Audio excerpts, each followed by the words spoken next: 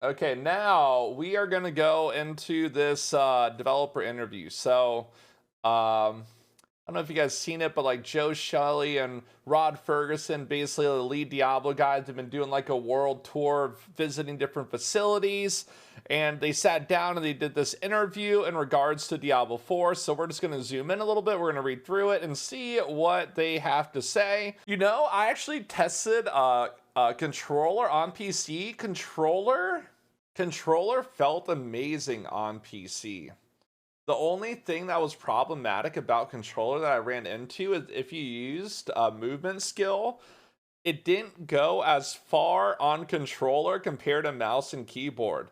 So you could like put your cursor at the edge of your screen on mouse and keyboard, right? And it would like almost travel at distance. On controller, it just had a set distance that would be used when you used your movement skill. So basically, keyboard and mouse for using movement skills were actually superior to controller. Other than that, controller in Diablo 4, it's felt really smooth. Your transitions between your inputs were amazing. The auto aim was actually sick. When you got like a conduit shrine in a dungeon and you were spamming your button to dash on the conduit, bro, it would auto target like objects on the side. So you basically just ping pong through the dungeon, like destroying everything super easy when you had Conduit Shrine. Yeah, they have like an auto aim, auto targeting system for a controller. It's almost like most controller stuff. So like you would do a movement skill, or you'd use a movement ability, or you'd use your dodge, right? And then you would press your spender or an attack, and it would always hit, right? Like where you wanted to. It was so nice. Yeah, the aim assist aim correction thing on controller was really good. I never encountered it putting me in like a bad position. Maybe it could, but yeah, it helped control like you spending and using certain skills, and even like using the conduit shrine felt really good. But yeah, they did a really good job for controller stuff, and that's coming from someone that doesn't really enjoy using controller stuff at all. Someone just keeps on asking if I want to play Druid. So Diablo 2, I was a Druid main, and depending on how Druid feels this weekend, I might become a Druid main in Diablo 4 too. Like I have like thousands of hours on Diablo 2 Druid. So yeah, I personally am really excited for this weekend. I love Rogue. Yeah, I love Rogue from last weekend. Like Sork was really cool and just really overpowered early on. Barbarian was actually really fun also when he got it ramped up, but too bad we didn't have access to the mastery system.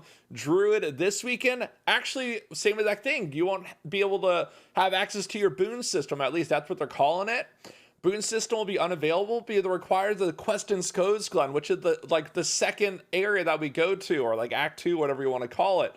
So Druid won't actually be at its full power. So potentially when you're playing it this weekend, it might feel weak because it's missing a major component to its class design. And then we're also going to have Necromancer, which is fun also. Yeah, honestly, what they should have done was just gave every class like their level 15 mechanic for the beta, so you could like more thoroughly test it and give some feedback. But there might have been like, yeah, I don't know, there might have been some technical hurdles that they weren't able to overcome. How good do you think servers are going to be this weekend? I really hope they got a lot of good data from last weekend, the optimization stuff, but my anticipation is very long load times, and the servers are going to be stressed to no oblivion. I feel a lot of people are going to be downloading the free beta this weekend and playing a lot and getting their feet wet and dipping in there. You think it's going to be on fire? I will be thoroughly impressed if the servers are not on fire this weekend. Well, obviously, right? Like, queues are a way to regulate how many people are coming into the game to basically stabilize the service and not overwhelm the service. Because without queues, you might just have too many people coming in, make everything unstable, then no one's able to play. So like queues, they can be annoying, but they exist for a reason. That's for when you do get into play, the realms are stable. One of the biggest things about the UI elements, though, I don't know if you guys noticed this, but I noticed it particularly when I was playing hardcore. I didn't give a fuck on softcore. When you open up some elements, it blocked your health bar, bro. I didn't know how much health I had. So you always just had to, like, make sure you're in a safe spot. I play co-op on a 90-inch for D3, and it sucks. Yeah, I guess that's why they're saying that they're making adjustments for couch co-op for D4, where one person's screen doesn't interfere with your gameplay. So basically no couch co-op for PC. Is that something that you guys were actively looking to do? I personally don't play couch co-op on PC ever for any game, or like even do side-by stuff on PC. If I ever do any sort of co-op stuff, it's always on a console when I do play console, which is mostly just Mario Kart. Definitely a very niche thing. People that want to like share their computer space. Yeah, like 20 or 30 years ago when you had like a 5-inch floppy disk, right? There's multiplayer games, right? And your friend, you would sit on this side of the keyboard and your friend would scoot into this side of the keyboard and use the arrows, and you guys would play games together. I don't know if you guys remember that, like old side scroller games, and you'd have to be on the same screen. You guys never did that? Bro, like super old PC games. They had the big ass 5-inch floppies, bro. And you were able to play co-op PC on the same screen region as your friend. And you would play WSD and your friend would play on the arrow keys. And that's how you gamed. You just had to squeeze in there with your butt and you're just gaming. What? I played the build in December. I 100% encountered the butcher. What the heck? This is the bro. It 100% was. Maybe it wasn't intended to be, but it was 100%. It was 100% in the December build. I literally encountered the butcher. Modz is lying. No. Even before this beta, I was telling people, right, people were asking about like mimics and stuff. You remember what I was always saying? I was like, there might be a surprise for you. And I never spoiled it because I'm not a spoiler. I didn't want to break NDA. I was telling you guys were like, are there mimics? I'm like, there's a surprise in dungeons for you. For the treasure goblin in the Diablo 4, I encountered the treasure goblin the most in the overworld when you're running around.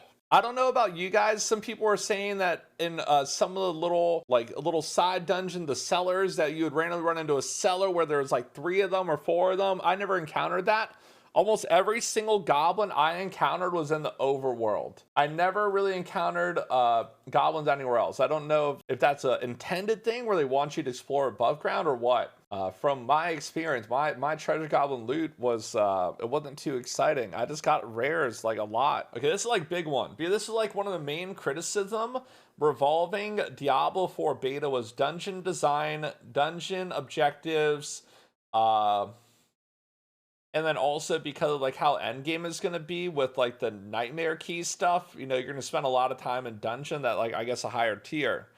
Right, because what they showcased so far, there's like little dungeon things that you craft and add affixes to dungeons. So you're probably going to be spending a majority of your time in endgame in the, 155 plus dungeons spread out across the zone. So dungeon design, dungeon layouts, dungeon objectives, dungeon bosses, all that stuff is very, very important.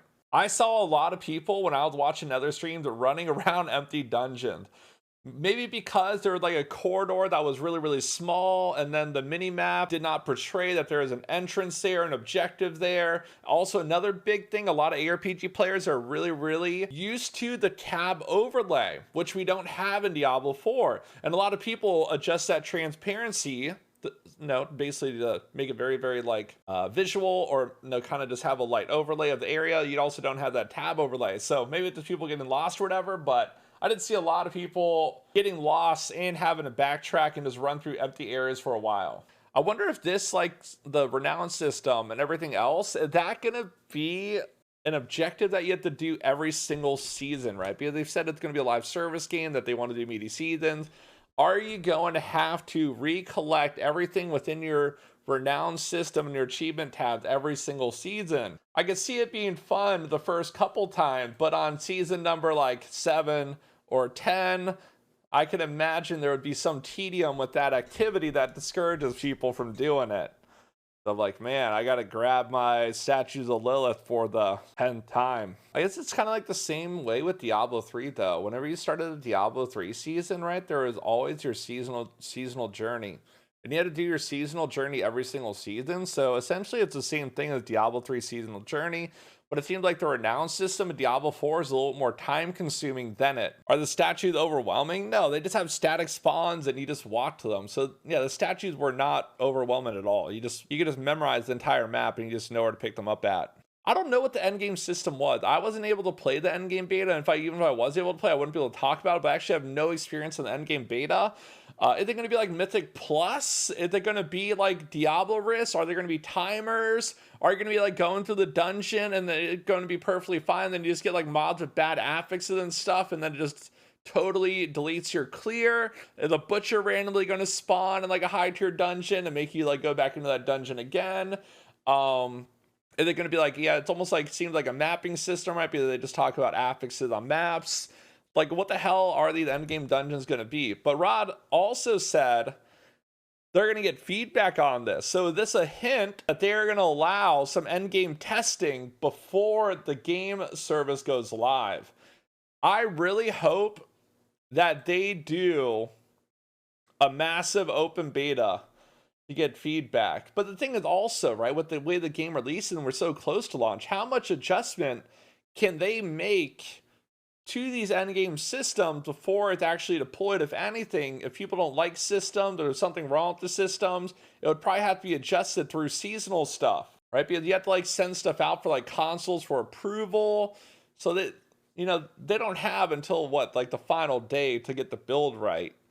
You know, they have to like send stuff to like to all the console manufacturers and everything else like that. I'm wondering what they also did with all the endgame. Are they making adjustments from the endgame beta? Are they adding new activities from the endgame beta? Or are they just going to basically be endgame beta? They're going to adjust some things based off feedback, and it's going to be all that they already showed to some people. The initial launch of Diablo 4 is kind of, they're not starting with a ladder, leaderboards, or seasons, right? Because they will be doing bug squashing during it, 100%. And then Season 1 will pretty much be the true release of the game. But that's why there's no leaderboards, or that's why there's no leaderboard at the launch, because they know there's probably going to be stuff that's messed up. There's going to be builds that they didn't account for, different synergies that are way overperforming, right? There might be some PvP bugs where some people are able to like one-shot everybody and steal their loot, right? And just absolutely dominate on the battlefield. So yeah, definitely why they're not opening up with like ladders right away, right? They want to like have season 0 initial launch, do adjustments, and then fix everything down the line. So certainly there are things like Hammer of the Ancients is a little bit underpowered. Wait, Hammer of the Ancients, once you juice it up, was hitting for an insane amount of damage. Its default power level is low, but its power level once you get legendaries was actually like through the roof. Like Hammer of the Ancients was actually insane once you got synergy. No, it wasn't tee-hee-hee. No, it was. Hammer of the Ancients was strong. And Upheaval also, yeah. Like, well, yeah, once you got those legendaries, man, that synergy, it was popping off. But yeah, I can see them buffing, like, I don't know. Hopefully they buff a lot of like low-level barb stuff to not be as reliant on that synergy and actually perform at a better level while leveling. Because the leveling experience on barb, until you got like some lucky drops or some skills, is pretty bad. And I kind of was just forced to use lunge. I don't know if other people on Barb felt the same way, but the way that mobs and AI interacted and they constantly try to combat your movement and put distance in between you, you're just chasing them around, right? That's how I felt. I was just on a leash, and that leash was connected to the boss, and the boss just kept on like trying to drag me around the arena every single time I went into melee range. I was like, fuck it, I'm just using lunge. Does this gap close constantly every single time? Rogue was really easy leveling. Could you guys actually find a bad rogue build? I tried all the skills. There's literally not a bad rogue build. There's some that were excelling more than others, but I never put a rogue skill on and was like, oh man, this is so shit, I have to swap. Every single time I put a skill on, I'm like, oh, this does more single target. This is a little more AoE. The boss damage is good. I didn't really feel like Rogue was like underperforming. It had a pretty good balance for core skills usability. Flurry felt like shit. Really? Flurry Rogue felt good. Did you get there's a legendary that made it into an AoE skill and that really enabled it. However, there is a bug with Flurry when you have the legendary affix or legendary imprint that makes it AoE. Sometimes the skill hits don't register. You will be on top of an enemy, you will Flurry and it will not take damage and it would not apply poison. That's how I tested it, right? You would sit in the middle of enemies, you would hit with Flurry, they'll be right on top of you, right? So they weren't at range, right on top of you. You would Flurry with poison application or your skill, and they would just not take damage. It just miss. I don't know if it was a server tick thing. I don't know if it was a skill issue, but constantly Flurry was missing, and that was problematic. Did you guys feel like range rogues were more high skilled? I saw most people just go in damage reduction setup with Shroud, right? And he had really high survivability. I don't really feel like range rogue like suffered from high damage intake, at least early on. And he said melee felt more skilled. I actually felt the opposite. Melee seemed extremely easy on rogue. Yeah, melee seemed like really easy. Range had a little more positional stuff for sometimes. The notion, yes, there are individual skills that need tweaking. There's also this notion about they each come into their own over a period of time. So to say, oh, it's much harder as a barbarian in the lower levels is true, but when you're a level 40 of the barbarian, you might be one of the strongest classes with the additional 2 aspects you can have. Well, that was the end of the interview. Oh, it kind of felt a little incomplete there at the end. Oh, I was expecting there to be more. It kind of just like, there was like no like exit statement or like summary or additional word. It was like the end there. So this was the most recent developer little interview that they did for Eurogamer. They didn't really say too much. They said a little bit of stuff, but it was mostly wait until higher levels until you see all the elements of the game come together. And I don't know, maybe like Rod kind of hinted at potentially endgame beta, possibly, right? Or maybe he meant on release. He wasn't really specific about it. I'm hoping that there is a more endgame look at some point in time, but I think they want to like withhold spoilers. I don't think they want people seeing the story. So how would they do that? There had been some like endgame leaks and stuff, and there've been like some videos and things like that, and you could watch them. You obviously can't watch them on stream because it's all NDA stuff, but I just hope that they added some more stuff to endgame than what was in the endgame beta.